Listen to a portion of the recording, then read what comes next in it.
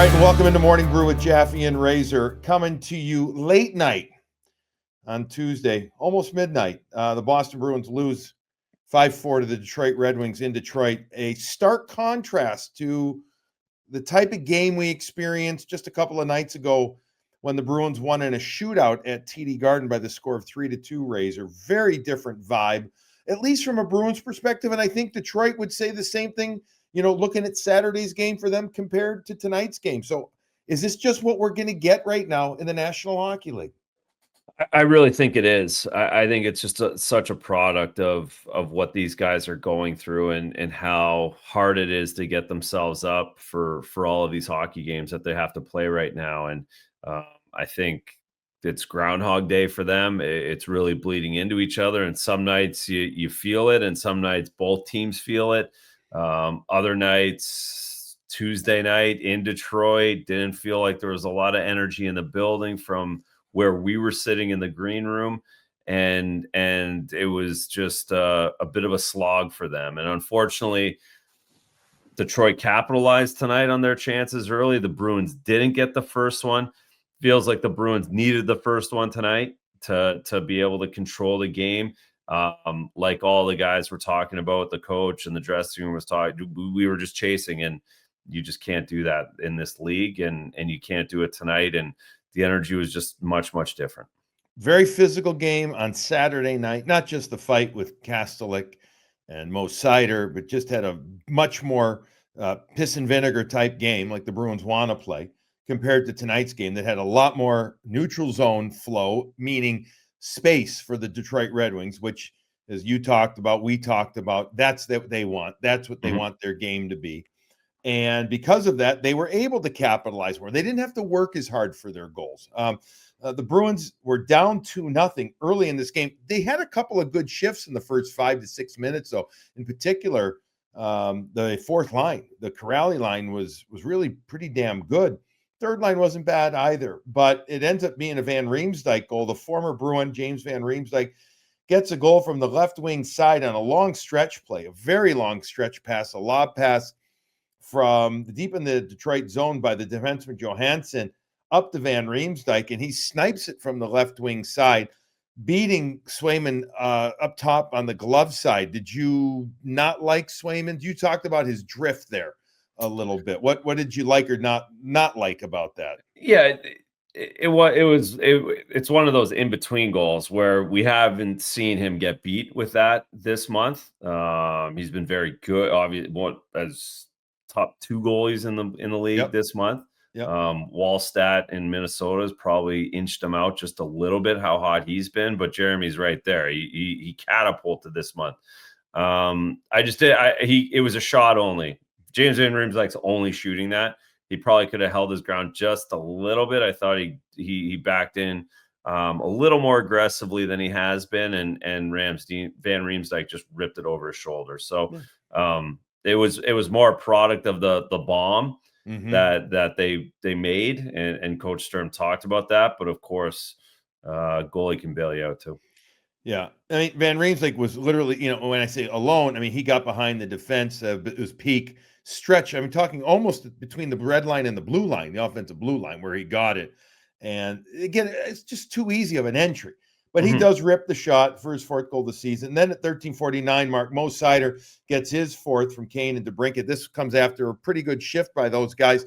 Mo Seider was really heavily involved, not just taking fists from Pastrnak on Saturday night in a spirited bout. That I give the kid credit, because that was just his second fight in his pro career, and Pastrnak is a veteran at it. But Seider was influential in this game, Razor. No doubt the first star of the game. But he ends up getting a long-range shot with a triple screen, basically, in front of the net. The Bruins get caught in a conundrum in their own zone. They don't defend well. Arvidsson gets lost in coverage, sags back too much. We saw that a little too much in this game at times. They sag back because that's what you do. You cover, low ice when you don't know where you should be at, when you can't find your mark, so to speak.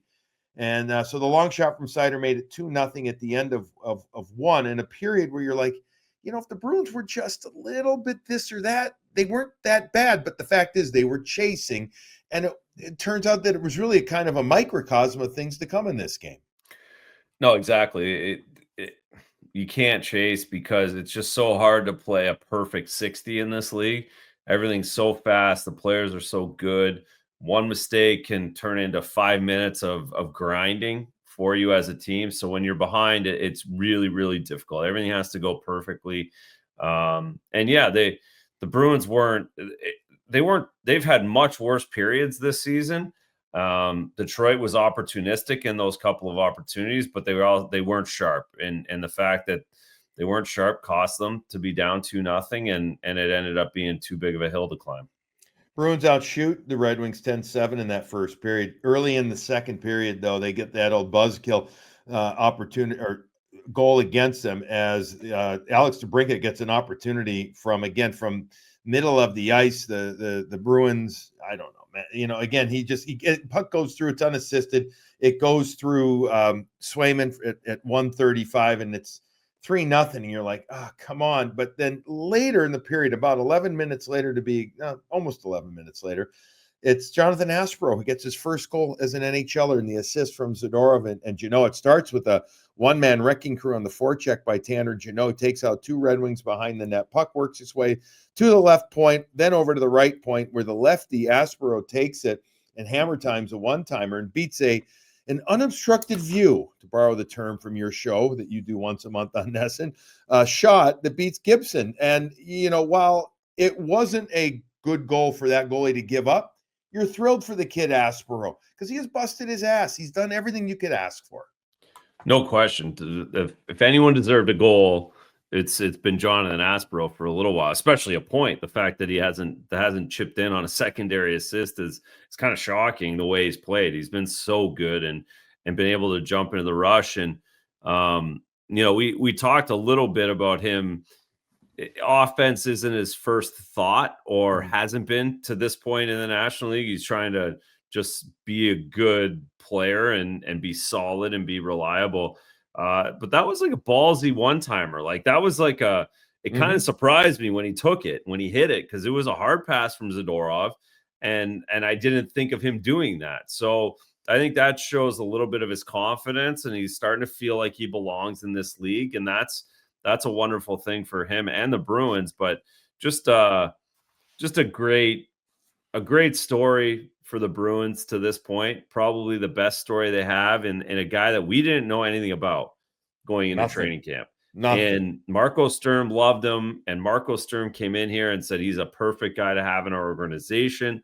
Bruins went out and got him, and he's proving more than his worth in that deal and really solidifying himself. He looks the part every night that he's playing in the National League.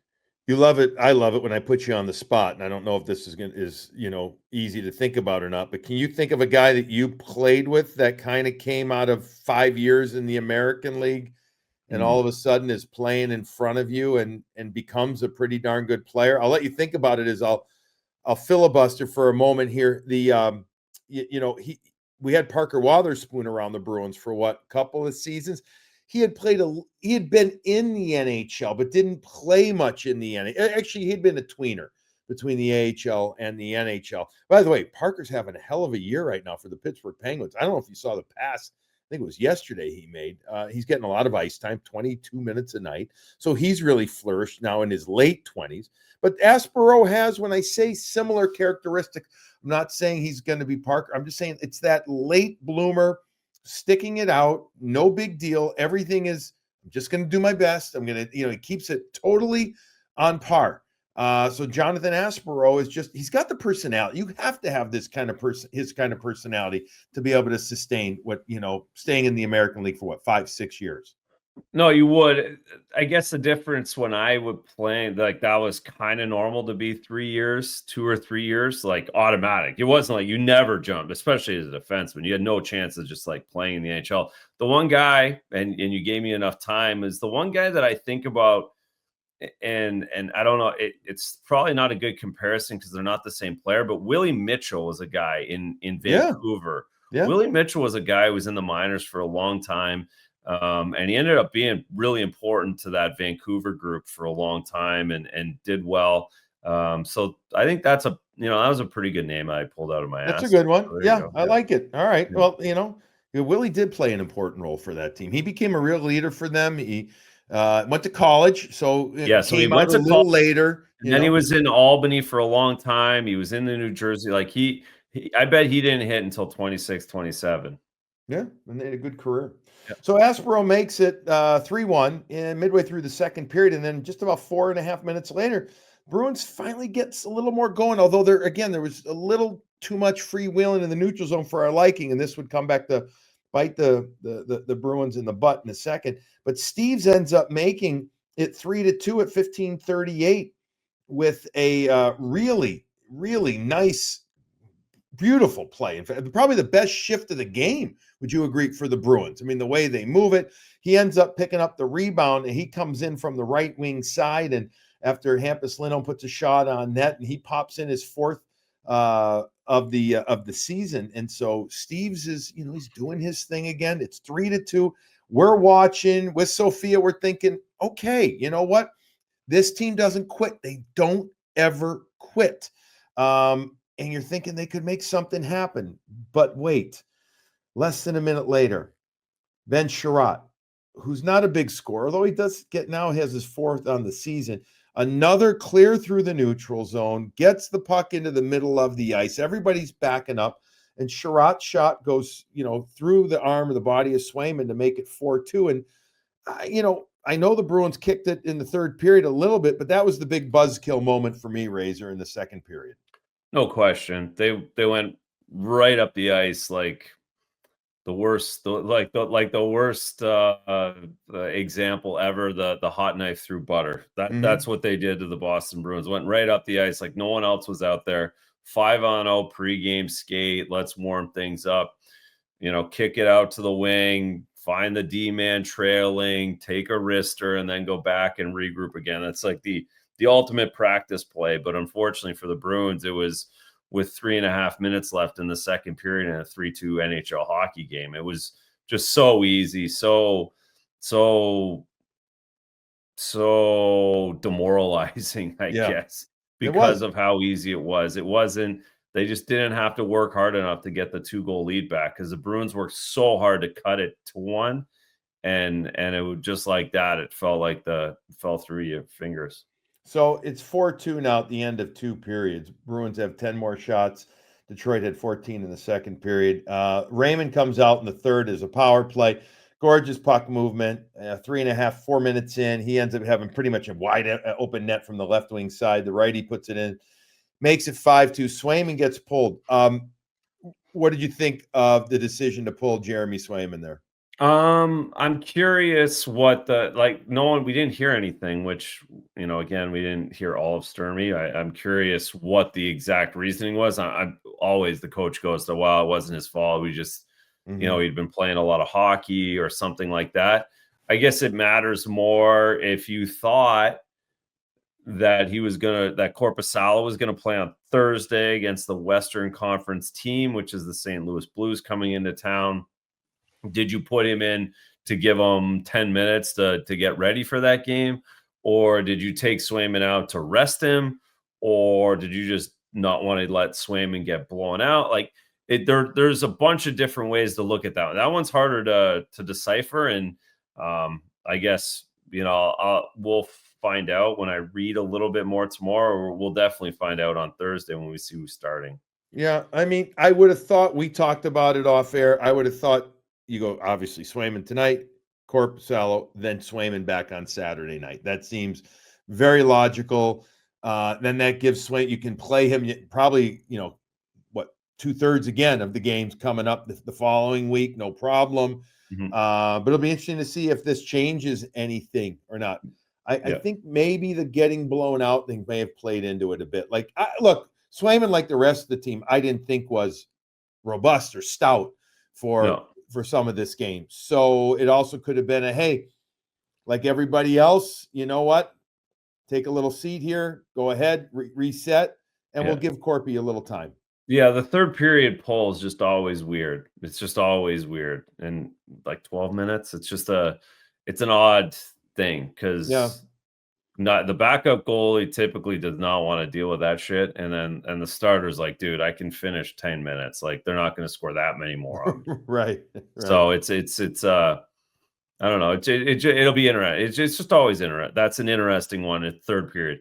If it had to happen at the end of the second, it's no big deal. The third period pulls different for me. Well, Corpusal didn't give up any He was goals. great. He And was that great. And maybe that leads into Thursday then. well, no, and that's it actually so it ended up working out very well. That I will add to that because Jonas has had a couple of tough ones. He got buried at Rangers, just a bad day, bad start, bad tough one. So that does mean a lot. I've gone into those games where you end up making 10 on 10 in a period or 15 minutes, and you end up feeling pretty good from that. For whatever reason, it doesn't make a lot of sense, but that should, like, Jonas can put his head down when he gets home late tonight and be like, I'm glad I did that.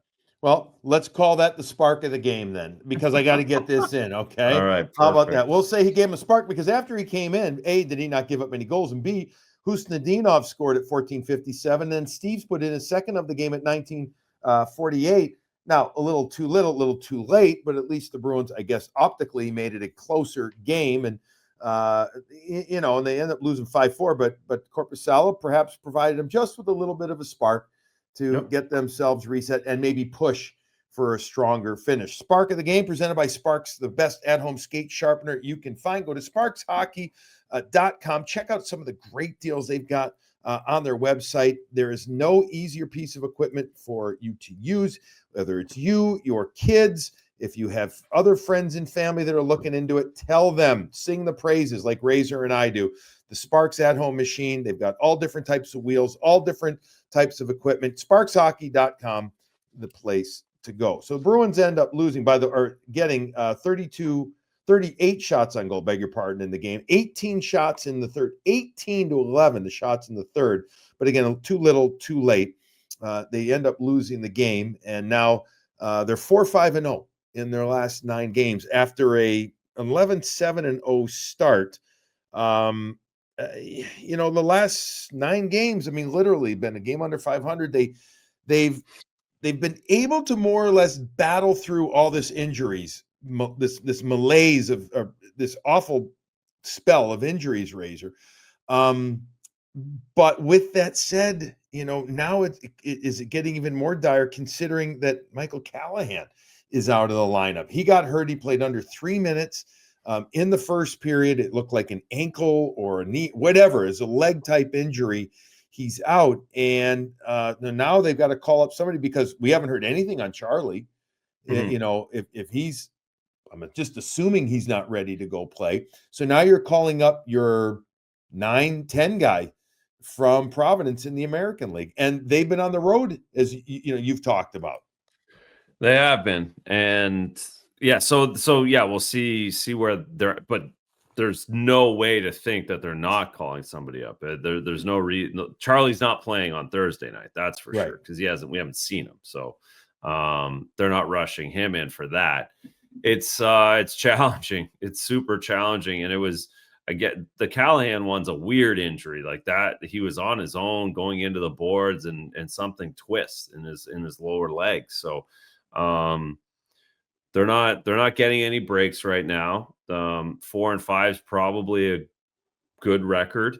Maybe 4-4-1 would be a perfect record, I suppose, going with the fact that they've played most of those games, if not all of them, without one or the other of Charlie McAvoy and David Pastrnak, and 2-3 of the games they've played of those without both of those guys. So they're in a tough spot, and they're trying to hang in. And again, the good news is, the really, really good news is that the schedule just softened up at a pretty good time without David, in the fact that they only play 5 times in 14 days, and they just did one of them. So they have 4 games now in the next 12 days.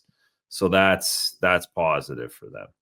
Well, I want to get to David's injury in just a minute here because it's very important because he continues to be out. But before we get to that, let's quickly touch on our sponsors just to thank them for doing what they do, which is help support us to bring everything Morning Brew, Jaffe, and Razor to you guys. Sunset Lake CBD is our first sponsor tonight. Just an amazing group of people up in northern Vermont making natural products. Whether it is their sleep gummies, they got two different style of those. There's CBDs.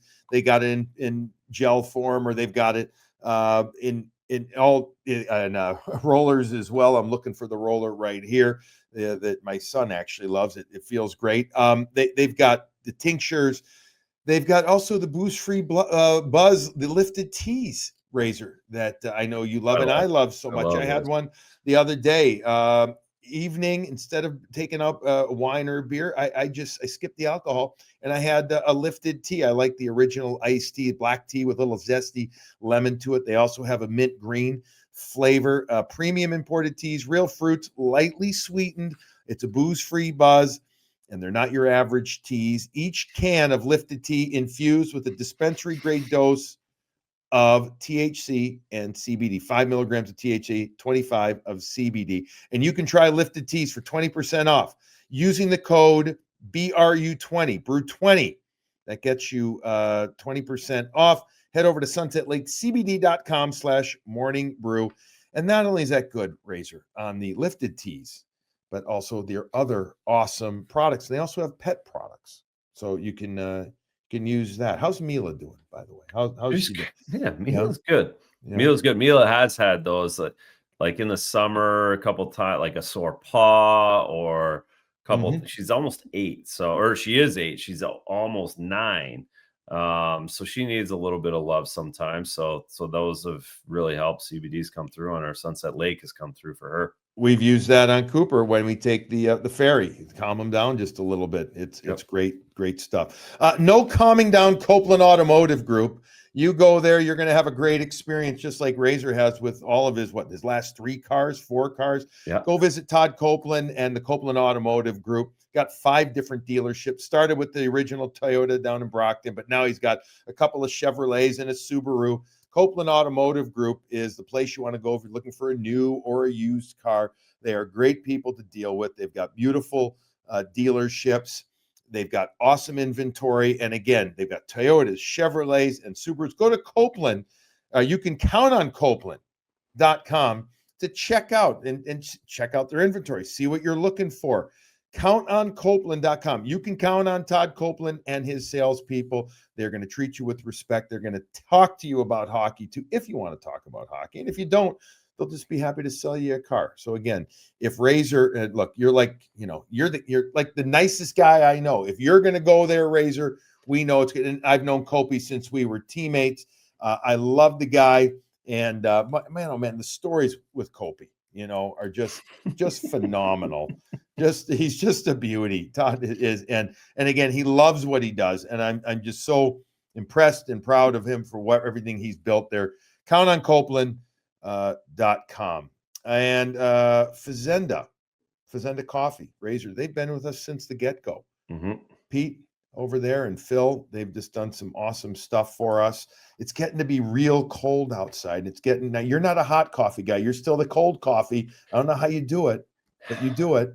I've been starting to contemplate switching over. We'll see kind of what the new year brings. Maybe just hitting the shots of espresso on my own. But yes, I had a nice coffee this morning, and I will tomorrow morning as well. So I can't make the full move. Well, I am having the hot coffee, and it's the hot Fazenda, the morning brew blend. I also love a lot of their other roasts as well. I like darker roasts, so I try and experiment with other ones. Go to fazendacoffee.com, and if you want morning brew hat or a clean canteen, morning brew Fazenda or coffee. Fazenda hat. These Fazenda hat too. Those are beautiful. Razor's wearing it. If you're on the YouTube, awesome. You see it. If you're not, if you're just listening on the podcast version, check out fazendacoffee.com. Thanks to them. All right, let's talk about David Pastrnak out of the lineup. Third game, not skating. This is again, I feel like a usage thing, meaning, like these bodies are wearing down. We had video near the end of the game against the Islanders where you could tell some discomfort. Yeah, you mentioned Razor, just 4 games in the next 13, 14 days, which is great. But, I'm just guessing here. You're not going to see him for at least another one, if not probably 2 games, given the fact that he hasn't skated again. You need to get a couple of legit skates in to test it out, because just like Victor Arvidsson, who by the way came back and played a little about 15 minutes against the Detroit Red Wings, you've got to make sure that those lower body injuries can withstand the rigors, and that they're going to recover after practice before you even put them into a game. Exactly. So tomorrow, Wednesday, is a week, and not seeing him on the ice at all on Monday before they went to Detroit. It's like, okay, this is again, it's not a crazy thing for this to be 10 to 2 weeks. Whatever Right. any muscle injury is 10 days, 2 weeks. Like I don't know, there aren't many muscle injuries that guys get in the lower body that are less than that, where it's like, oh, it doesn't feel good, I'm gonna miss a game, but I'll be back the next game. Like that, typically it's 10 to 14 days. Hopefully that's what it is, because if that's the case, then that gets them on the trip next week. But to your point, it just turns into a big ask when you're not seeing him on the ice. So until you see him on the ice, it's not even actually worth talking about when he's coming back, Right. right? Like Fair that's point. really like I'm not a doctor, but I stayed in a Holiday Inn Express last night. Like that's what I'm doing right now. It could Mhm. be anything. The Bruins have to survive at least Thursday night without him. The longer you go without your superstar, you start, it gets harder for a guy like Morgan Geekie, gets harder for an Elias Lindholm, who's starting to get himself back into playing again after being injured as well. So it just takes a toll on the team, and because David can break a game open, and really he's one of 6 in the league that can do so. Yeah, we were talking again off air. This is getting tougher for the power play now without David. Even though Geeky's been great on the power play, there's that other option out there Correct. that opens up ice, not just for him but for everybody else. And now it's easier to focus on him. It's easier for the opponent to game plan. The Bruins had 3 shots. I'm just confirming, yeah, on the power play. They couldn't capitalize on it, but it wasn't a high. They had a lot of shots in this game, but not a lot of power. It was just 1 power play, right? Yeah. In the game against Detroit. Again, a contrast to what we saw the other night. Thankfully, by the way, the Bruins didn't have. How many times were they shorthanded in this game? Twice, if I remember Yeah, correctly. so that'll Yeah. help that number that we have to keep talking about. Like, I'm looking forward to them getting caught by games, so we don't have to talk about them being the most penalized team, hopefully. Well, they haven't helped Could be. themselves. No, they haven't. I'm just hoping. No, and there was a Nikita Zadorov had a 10-minute misconduct.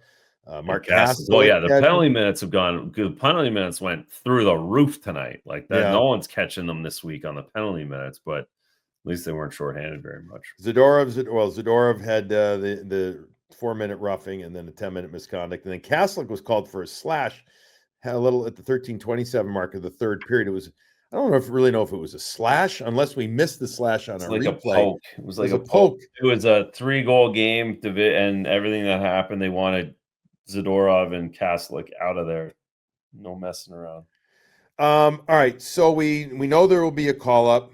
We're guessing, again, Mark Diver, he knows better than I do, than we do. He sees him. He's saying Brunet or Sweezy would be the guys that he would call up. Who do they want? Do they want a righty? Do they want a lefty? We'll have to wait and see about that. But with Callahan going out, not even playing 3 minutes, we expect a call up there. The St. Louis Blues come to town next game Thursday night. We will do a morning brew with Jaffe and Razor after that game as well. That means that former Bruins head coach Jim Montgomery comes back to town. This Blues team has been middling at best this year. In their last game, he pulled Jordan Binnington, who has to start at TD Garden on Thursday night, Mhm. given that he just wins there, right? I mean, as you what did you call it? His arena? It's his arena. It is certainly his arena. Yes. Did you have an arena? Did you have an arena that you went to and you just said, No, yes. not with a Stanley Cup Game 7 win and a Four Nations win. No, that's again, Binner's got the ultimate. That's a good question. There's got to be a rink that I actually played good in. I always played good in Florida, even though they weren't the greatest of teams. But I don't know. It's a good question. I should look that up. Yeah, we can look that up. But do we get a welcome back video for Jim Montgomery? I'll be curious to see that, Razor. If there is, I don't know. Like, how does it go for coaches? Is there a, players? Bruce Cassidy got one. So we'll. But how many years? But Bruce had been here longer than that, right? 100%. So we'll see. I'm curious. It'll. Yes, we'll see. I think everybody, or at least if everyone's listened to us for 5 years, they know where I stand on tribute videos. I think they're all, unless you played like 700 games for a team, it's they've gotten better, huh? The league, again, it's late. We don't need to get into this too much, but they've gotten better. I think the league is like pulled back in general on like the guy who comes in and play. The Bruins have always done a great job. They don't give the guy who played 12 games a tribute video. I think some of the league is kind of coming along with that because they've been embarrassed by a few of these tribute videos where the guy plays 7 games and he's got like it's like, what the? Yeah. It drives me crazy. So I hate tribute videos unless it's for Brad Marchand. That's right. The only guy that's allowed to have a tribute video for me. So Monty is a great guy. And I think he's one of the nicest guys and a funny guy that I've met, but I don't think he should get it. But right. Well, he did help lead the team. He coached the team to the greatest regular season. Yeah. And he won a playoff round. Right. But I'm going to be curious. By the way, Colorado, they could beat that record the way they're going right now. Again tonight, huh? They could. I know they could. So we expect we expect obviously to see Monty, and we expect to see Jordan Binnington in net. That'll be a challenge. But this is again a team that the Bruins. Well, listen, no team right now except Colorado and maybe Dallas. Every other game's winnable. Every other game's losable. It's winnable. Literally losable. Is. Exactly. And it might even It's just those two teams. Everybody else. Yeah. So we'll be curious to see. But will it be emotionally? Will there be more emotion? We'll have to wait and see. All right, Razor, you and I will do a Morning Brew, Jaffe and Razor after Thursday's game. And then we will do Saturday full brew on EEI. We'll also do a quick pre-brew before the game on Thursday to promote that. All right, that's going to wrap up this one. Unless there's anything, I'm just looking at the notes here or the game sheet quickly.